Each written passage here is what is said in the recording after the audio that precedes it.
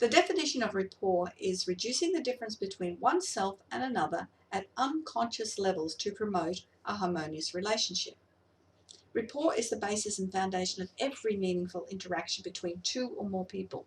Rapport is about establishing an environment of trust and understanding to show that you respect and honour the other person's world. This allows the person the freedom to fully express their ideas and feelings and know they'll be respected and appreciated by you.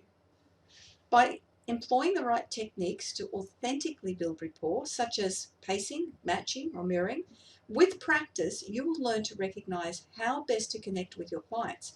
And these techniques help you to be able to more confidently view the world from their perspective. Skills such as these will enable you to see things from your customer's position and empower you to build rapport quickly so they'll like you because you're like them.